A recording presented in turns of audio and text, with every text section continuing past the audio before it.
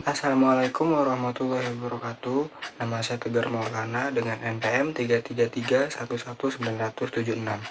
Saya di sini ingin menyelesaikan tugas video dari praktikum Teknik Manufaktur 1 dengan modul mesin bubut konvensional. Yang pertama, ada definisi dari mesin bubut. Mesin bubut itu merupakan jenis mesin perkakas yang banyak digunakan dalam dunia industri. Misalnya pada bengkel-bengkel yang digunakan untuk melakukan perbaikan atau pemeliharaan dari part mesin atau mesinnya. Benda yang dapat dilakukan proses pembubutan ini adalah bentuk benda yang berpenampang silindris. Kemudian yang kedua ada prinsip kerja dari mesin bubut. Prinsip kerja dari mesin bubut adalah benda kerjanya itu dipasang pada cekam dengan rahang yang berbeda-beda. Umumnya biasanya digunakan adalah rahang dengan 4 gigi. Kemudian si benda kerjanya itu berputar terhadap sumbu porosnya. Kemudian pahat potongnya dipasang pada tool post. Kemudian pahat potong mulai mendekati benda kerja untuk melakukan gerakan pemotongan atau gerakan pemakanan. Kemudian yang ketiga ada bagian-bagian utama dari mesin bubut. Bagian utama dari mesin bubut ini saya ingin menjelaskan 4 bagian saja. Yang pertama ada kepala tetap. Kepala tetap itu posisinya berada pada bagian kiri pada mesin bubut yang di dalamnya terdapat cekam atau cak, tuas pengontrol yang digunakan untuk mengatur kecepatan dari mesin bubutnya. Kemudian ada motor penggerak, gearbox dan lain sebagainya. Kemudian ada kepala lepas. Kepala lepas ini posisinya pada bagian kanan dari mesin bubut.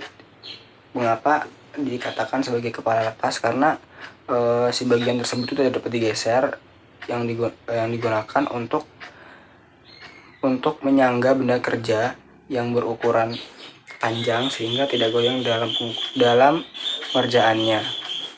Kemudian ada eretan pembawa. Eretan ini sebagai pembawa atau gerakan pemotongan dalam pemesinan bubut. Eretan ini dibagi menjadi 3 bagian, yaitu eretan pembawa, eretan atas, eretan melintang, dan juga eretan memanjang. Eretan atas itu eretan yang hanya dapat digunakan secara manual, yang geraknya itu adalah ke kanan dan juga ke kiri, atau bisa diputar dengan sudut yang telah ditentukan. Kemudian ada eretan melintang. Eretan melintang ini posisinya berada di tengah, yang digunakan untuk melakukan pemakanan dengan arahnya melintang, maju ataupun mundur. Kemudian ada eretan memanjang. Eretan ini jenis eretan yang paling besar pengaruhnya, karena ketika eretan memanjang ini digeser, maka ketiganya eretan ini ikutan geser dengan arahnya itu adalah ke kanan dan ke kiri. Kemudian ada tool post. Tool post ini sebagai tempat atau pemegang atau penjepit dari pahat. Yang keempat adalah jenis pahat bubut yang digunakan dalam proses pengerjaan berdasarkan bentuk dan juga materialnya.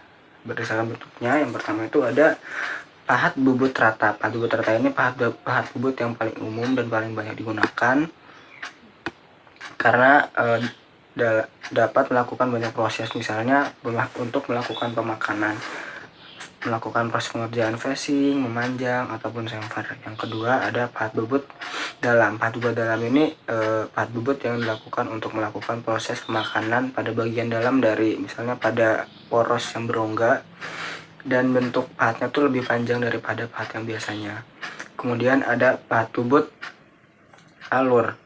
Pahat bubut alur ini pahat bubut yang digunakan untuk membuat alur dengan bagian mata pahatnya itu seperti kotak untuk melakukan alur. Kemudian ada pahat bubut ulir. Pahat bubut ulir ini jenis pahat yang digunakan untuk melakukan pembubutan ulir, baik ulir dalam maupun ulir luar, dengan sudut yang bermacam-macam. Kemudian ada pahat bubut karbida.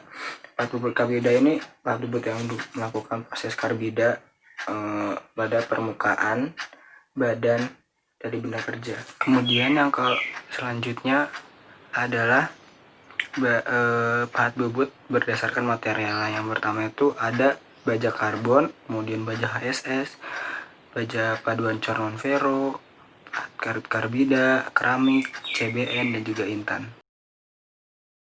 Kemudian yang kelima ada jenis-jenis proses pemakanan pada mesin bubut. Yang pertama itu ada pembubutan rata atau pembubutan panjang yang dilakukan untuk mengurangi diameter dari benda kerja. Kemudian ada pembubutan facing yang fungsinya itu untuk mengurangi panjang dari benda kerjanya. Kemudian ada pembubutan dalam. Pembubutan dalam ini pembubutan bagian dalam pada mesin bubut. Kemudian pembubutan alur, pembubutan ulir, pembubutan jenis kartel, dan lain sebagainya. Yang keenam yaitu produk-produk yang dihasilkan dari mesin bubut.